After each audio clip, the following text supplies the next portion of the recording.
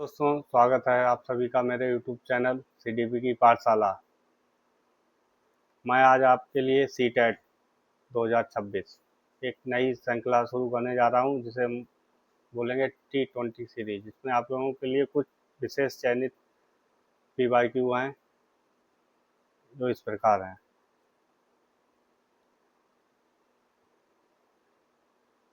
ये पहला क्वेश्चन है, इसमें NEP 2020 के बारे में पूछा गया है। राष्ट्रीय शिक्षा नीति 2020 के अनुसार मूल्यांकन का उद्देश्य किसकी जानकारी देता है। आप लोगों को इसके ऑप्शन है इस प्रकार: विद्यार्थियों को कक्षा में तथा कक्षा के बाहर कैसी सहायता दी जाए। नंबर 2 है विद्यार्थियों का उसके सहपाठियों की तुलना में प्रदर्शन। नंबर 3 है विद्यार्थियों के सीखने में कमियां व अभाव, ताकि उसकी असफलता की पहचान की जा सके। नंबर 4 विद्यार्थियों की रटने की क्षमता की जानकारी। आप लोगों को इसमें सही उत्तर आप लोगों को बताना है।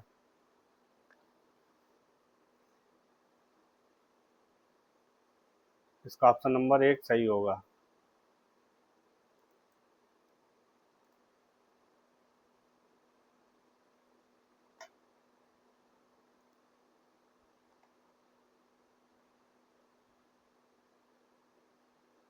नेक्स्ट क्वेश्चन: निम्नलिखित में से प्रतिभावान विद्यार्थियों की कौन सी विशेष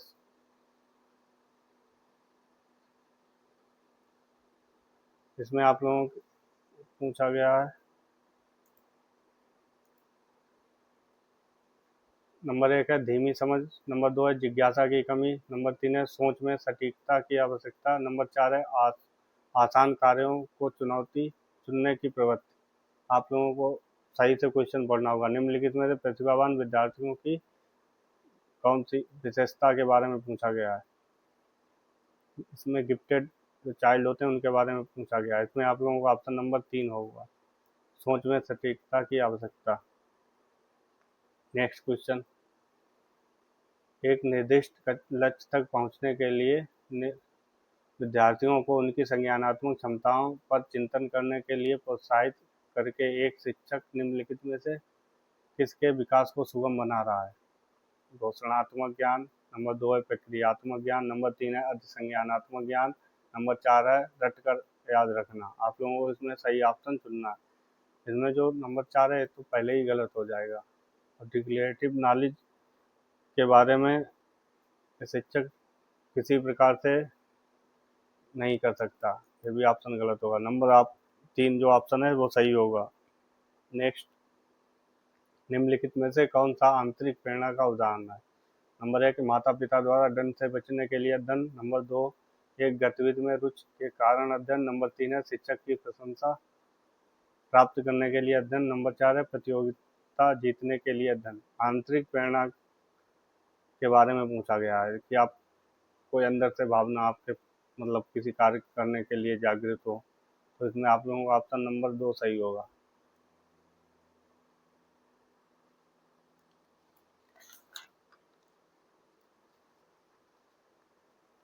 नेक्स्ट: भूमि 18 महीने में 2 शब्दों का उच्चारण करती है, जबकि पूजा ने 24 महीने में ऐसा किया था, इसलिए पूजा का विकास पक्के तौर पर विलंबित है। अभिकथन है, कारण है इसमें लिखा हुआ: विकासात्मक प्रतिमान बच्चों के लिए निर्धारित लक्ष्यों की उपलब्धि के लिए सटीक आयु की सही भविष्यवाणी करते हैं। भविष्यवाणी वाणी के बारे में इसमें पूछा कहा गया है। आप लोगों को ऑप्शन नंबर 1 है ए आर दोनों सही हैं। आर सही एक सही व्याख्या करता है ए की, या नंबर 2 है ए आर दोनों सही हैं लेकिन आर सही व्याख्या नहीं करता ए की। नंबर 3 है ए सही है आर गलत है, या ए आर दोनों गलत है। आप लोगों को इसमें जो ऑप्शन है अभिकथन कारण वाले, ये बहुत ध्यानपूर्वक आप लोगों को पढ़ने होंगे। इसमें आप लोगों का ऑप्शन नंबर 4 सही होगा। इसमें रूमी 18 महीने में 2 शब्दों का उच्चारण करती है, जबकि पूजा 24 महीने में ऐसा किया था, इसलिए पूजा का विकास पक्के तौर पर विलंबित है। ये जरूरी नहीं है जो इसमें कहा गया वो सही हो। इस हिसाब से ऑप्शन नंबर 2 जो ऑप्शन होगा 4 वो यहाँ पे सही होगा। नेक्स्ट क्वेश्चन: पियाजे के सिद्धांत में वह प्रक्रिया जिसमें एक बच्चा नए अनुभव का बोध करने के लिए अपने स्कीमा को रूपांतरित और संशोधित करता है। क्या क्या क्या कहलाता है? अनुकूलन, समायोजन या संरक्षण या केंद्रीकरण। आप लोगों को सही आंसर इसमें बताना है। इसमें क्या लिखा है? पियाजे के सिद्धांत के अनुसार जिसमें एक बच्चा नए अनुभव का बोध करने के लिए, इसमें क्या है? इसमें परिवर्तन करने के बारे में लिखा गया है, समायोजन। इसमें आप लोगों का ऑप्शन नंबर 2 सही होगा। उस स्तर की पहचान करें जो लॉरेंस कोहलबर्ग के नैतिक विकास के सिद्धांत में सामाजिक अनुबंध अभिविन्यास के चरण को रेखांकित करता है। नंबर 1 है आदर्श पारस्परिक समझ। नंबर 2 है सामाजिक व्यवस्था सुनिश्चित करने के लिए नियम महत्वपूर्ण है। नंबर 3 है मानव उद्देश्य को आगे बढ़ाने के लिए कानून की नियम लचीले उपकरण। या नंबर 4 है विवेक के स्वतः चुने हुए नैतिक सिद्धांतों द्वारा सही कार्रवाई को परिभाषित किया जा सकता है। आप लोगों को इसमें सही ऑप्शन बताना है। इसमें आप लोगों को सही ऑप्शन होगा मानव उद्देश्य को आगे बढ़ाने के कानून के नियम लचीले उपकरण। एक शिक्षिका को अपनी कक्षा में व्यवस्थित विभिन्नताओं का अर्थपूर्ण ढंग से विकास किस प्रकार से रख सकती है? नंबर 1 क्या है कि आप स्वीकार करें कि भिन्नताओं पर अर्थ अभाव नहीं है। नंबर 2 है अकादमिक क्षमताओं के आधार पर बच्चों को नामांकन व पृथक्करण करें। नंबर 3 है शारीरिक दृष्टि से दिव्यांग बच्चों को लिए प्रस्तावित विशेष स्कूलों में भेजकर। नंबर 4 है कक्षा में एकल सांस्कृतिक को प्रोत्साहन करके जिसमें वह प्रतिस्पर्धा को बढ़ावा मिले। आप लोगों को सही उत्तर बताने हैं इसमें। यहाँ पे देखो, यहाँ पे क्या लिखा है? नंबर 4 ऑप्शन में कक्षा में एकल सांस्कृतिक। आप किसी भी एक संस्कृति मतलब एक कल्चर के बारे में आप लोग इसमें क्या प्रतिस्पर्धा के बारे में मतलब कल्चर को बढ़ावा नहीं दे सकते। एक नंबर 2-3 लिखा है इसमें शारीरिक दृष्टि से दिव्यांग बच्चों के लिए उन्हें प्रस्तावित भेजकर। आप NEP 2020 में भी कहा गया है। इसमें जो आप लोगों को सही ऑप्शन होगा ऑप्शन नंबर 1। निम्नलिखित में से कौन सा विकल्प दी गई दिव्यांगता से संबंधित विद्यार्थियों के समावेशन हेतु यथोचित संयोजित रणनीति का सही युग्म है? नंबर 1 है प्रतिभाशाली, आसान और बहुत ही सरल सामग्री देना। नंबर 2 है शालीनता, कक्षा में व्यवस्था को बार बार बदलते रहना। नंबर 3 है पठन वैकल्प, उत्तम चित्रों के आधार पर दृश्यकार देना। नंबर 4 है बाखानी, धैर्य दिखाना और प्रतिक्रिया देने के लिए पर्याप्त समय देना। आप लोगों को सही ऑप्शन इसमें बताना है।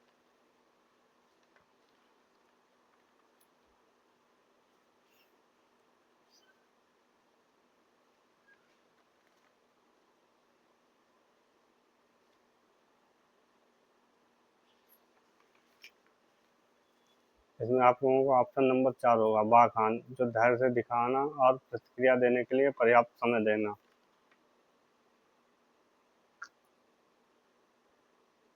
नंबर विद्यार्थियों क्वेश्चन नंबर नेक्स्ट, विद्यार्थियों द्वारा ग्रहण की गई वैकल्पिक धारणाओं को संबोधित करने के लिए निम्नलिखित में से क्या महत्वपूर्ण है? ऑप्शन नंबर 1 ऐसी परिस्थितियां बनाना जहां विद्यार्थी अपने विचार व्यक्त करने के लिए प्रतिबंधित महसूस करते हैं। नंबर 2 है विषय वस्तु के शिक्षक केंद्रित शिक्षा शास्त्र के माध्यम से पढ़ाना। या नंबर 3 है ऐसी परिस्थितियां उत्पन्न करना जहां विद्यार्थी वैकल्पिक धारणाओं को व्यक्त कर सके। नंबर 4 है अधिगम प्रक्रिया में विद्यार्थियों के सामाजिक सांस्कृतिक संदर्भ की भूमिका की उपेक्षा करना। आप लोगों को सही ऑप्शन बताना है इसमें।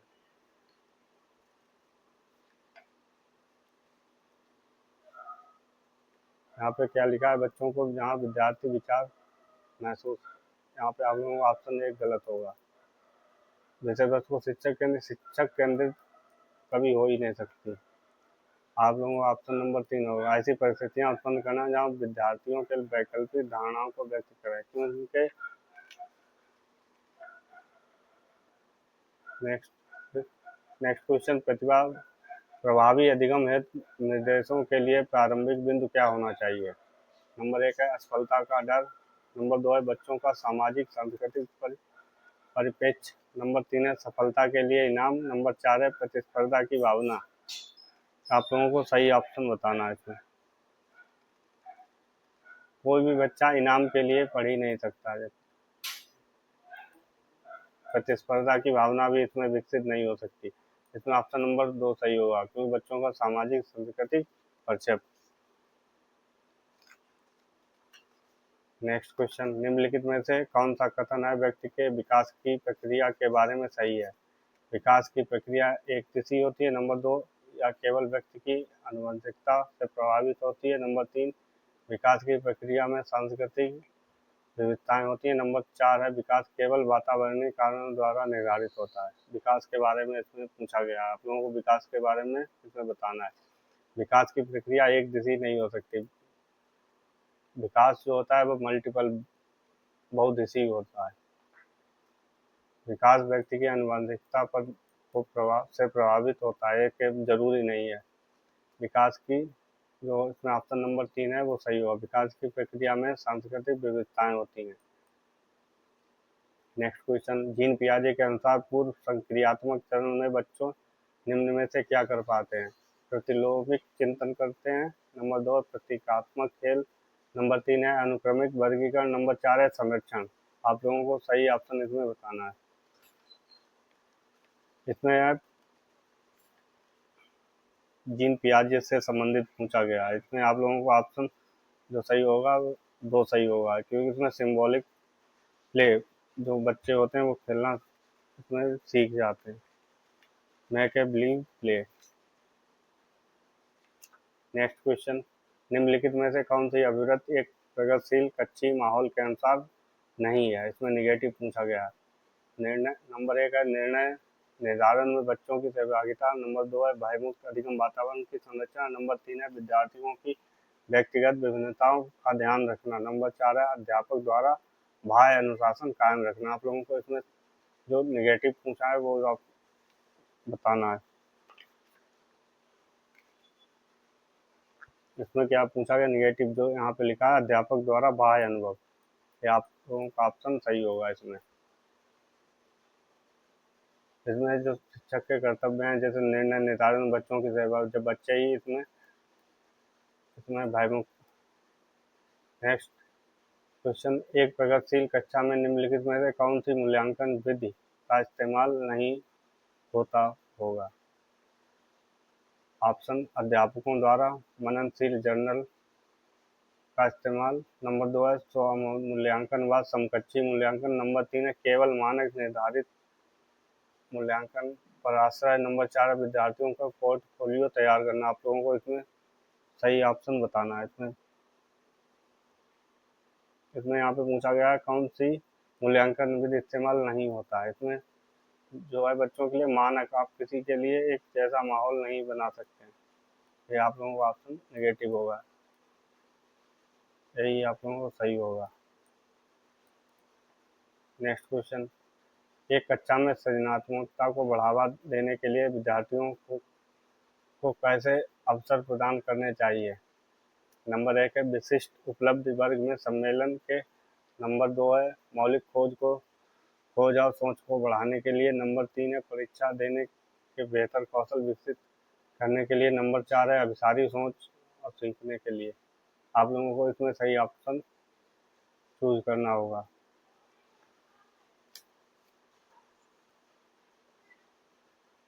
इसमें क्या लिखा? विशिष्ट वर्ग। आप इसमें विशिष्ट वर्ग के बच्चे मतलब एक एक तरीके से आप लेबलिंग नहीं कर सकते। सृजनात्मकता को इसमें लिखा गया बढ़ावा देने के लिए, मौलिक खोज को सोच को बढ़ाने के लिए। ऑप्शन नंबर 2 सही सही होगा। नंबर नेक्स्ट क्वेश्चन, अक्सर यह तर्क दिया जाता है कि पुरस्कार देना अधिगमकर्ताओं को अभिप्रेरित करने का उत्तम तरीका नहीं है, क्योंकि इसमें पूछा गया। नंबर 1 है इसमें आंतरिक अभिप्रेरणा क्षीण होती है। नंबर 2, इसमें आंतरिक अभिप्रेरणा बढ़ जाती है। नंबर 3 है इसमें बाह्य अभिप्रेरणा क्षीण होती है। नंबर 4 है इसमें आंतरिक और बाह्य अभिप्रेरणा दोनों ही क्षीण होती है। आप लोगों को इसमें सही उत्तर बताना है।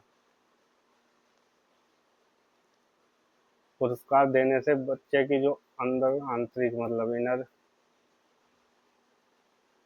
आंतरिक अभिप्रेरणा क्षीण हो जाती है। तो लगातार उसे आप पुरस्कार देंगे किसी कार्य के लिए तो वो सही से कार्य नहीं करेगा। ये उत्तम तरीका इसका नहीं होगा। नेक्स्ट क्वेश्चन, कक्षा में परिचर्चा के दौरान एक शिक्षिका को विद्यार्थियों के गलत उत्तर सही करने के लिए चाहिए। हाँ बच्चों, नंबर 1 है हाँ बच्चों की त्रुटियों को तुरंत संशोधित कर देना चाहिए। नंबर 2 है नहीं बच्चों की अभिव्यक्ति करने के लिए प्रोत्साहित करना चाहिए। नंबर 3 है गलत उत्तर हमेशा संज्ञानात्मक स्पष्टता की कमी को दर्शाता है, ऐसे उन्हें हमेशा सुधारना चाहिए। नंबर 4 है बच्चे स्कूल में ही सही जानकारी प्राप्त करने के लिए आते हैं, इसलिए उनके उत्तरों को तुरंत सुधारना चाहिए। आप लोगों को इसमें सही उत्तर बताना है। कोई बच्चा अगर कोई कार्य कर रहा है तो उसे तुरंत सुधारना नहीं चाहिए, उसे कुछ समय उसमें मतलब आपको देना होगा। इसमें आप लोगों का आंसर नंबर 2 सही होगा, नहीं बच्चों के अभिव्यक्ति को प्रोत्साहित करना चाहिए बिना गलत भय होने के। अगर कोई बच्चा कोई भी कार्य मतलब काम कर रहा है तो उसे वो कार्य करते देना ही चाहिए। नेक्स्ट क्वेश्चन, बालकों के व्यक्तिगत विकास के बारे में पूछा गया। नंबर 1 है के लिए विकासात्मक प्रतिमानों को उद्धृत करके सटीकता से व पक्के तौर पर भविष्यवाणी की जा सकती है। नंबर 2 है के लिए पूर्वानुमान बिल्कुल नहीं लगाया जा सकता। नंबर 3 है के लिए कुछ हद तक पूर्वानुमान लगाया जा सकता है, परंतु सभी बच्चों के लिए विकास की दर अलग अलग होती है। नंबर 4 है अभिव्यक्ति व असत होता है। आप लोगों को इसमें सही आंसर बताना है। इसमें आप लोगों का आंसर होगा नंबर 3 सही होगा। बालकों के व्यक्तिगत विकास के लिए कुछ हद तक पूर्वानुमान लगाया जा सकता है, परंतु सभी बच्चों के विकास की दर अलग अलग होती है। जीन पियाजे के नेक्स्ट क्वेश्चन, जीन पियाजे के संज्ञानात्मक विकास के किस स्तर पर बच्चे लंबाई, भार जैसे गुणांकों आधारों पर बच्चों को व्यवस्थित कर पाते हैं, परंतु अमूर्त संक्रिया संरचनाओं की संक्रियात्मकता में कठिनाई महसूस करते हैं। नंबर 1 है संवेदी चालक। नंबर 2 है पूर्व संक्रियात्मक। नंबर 3 है मूर्त संक्रियात्मक। नंबर 4 है अमूर्त संक्रियात्मक। आप लोगों को सही उत्तर इसमें बताना है। इसमें आप लोगों का ऑप्शन नंबर 3 सही होगा। इसमें क्या लिखा है, बच्चों के विकास की लंबाई, भार जैसे गुणांकों के आधारों को व्यवस्थित कर पाते हैं, परंतु अमूर्त अमूर्त से पहले आता है मूर्त, इसलिए ऑप्शन नंबर 3 सही होगा। नेक्स्ट क्वेश्चन, एक बाल केंद्रित शिक्षा में नंबर 1 है शिक्षक की कोई भूमिका नहीं होती है। नंबर 2 शिक्षक की सक्रिय भूमिका होती है, विद्यार्थी निष्क्रिय होते हैं। नंबर 3 विद्यार्थियों की सक्रिय भूमिका होती है तथा शिक्षक निष्क्रिय होते हैं। नंबर 4 है शिक्षक व विद्यार्थी दोनों की सक्रिय भूमिका होती है। आप लोगों को सही ऑप्शन इसमें बताना है। इसमें दोनों लोगों का सक्रिय होना ही बहुत जरूरी होता है, इसलिए ऑप्शन नंबर 4 सही होगा, बाल केंद्रित। नेक्स्ट क्वेश्चन, निम्नलिखित में से कौन सा प्रश्न कक्षा में समालोचनात्मक सोच को बढ़ावा देने का सही उदाहरण है।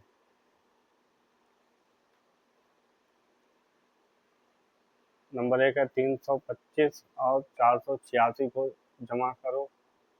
नंबर 2 है बाल विवाह प्रतिबंध अधिनियम किस वर्ष पारित हुआ। नंबर 3 है श्वसन को परिभाषित कीजिए। नंबर 4 है अपने शहर के में प्रदूषण के विभिन्न कारणों का विश्लेषण कीजिए तथा प्रदूषण करने के लिए विभिन्न उपाय सोचिए। आप लोगों को इसमें सही ऑप्शन बताना है।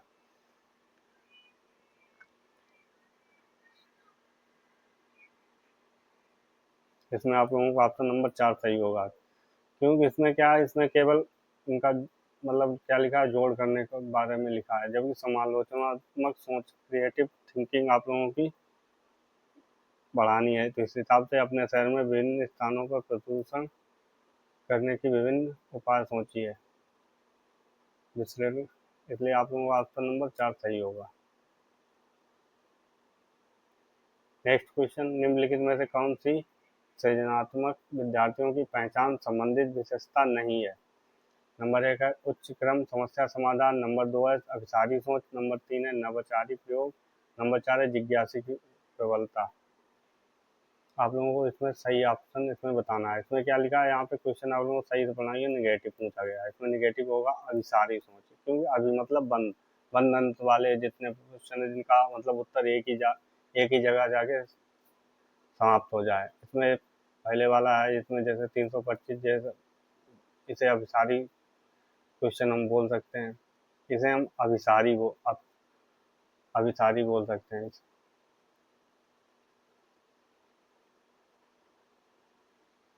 अगर आप लोगों को मेरी क्लास अच्छी लगी हो तो लाइक करें, सब्सक्राइब करें।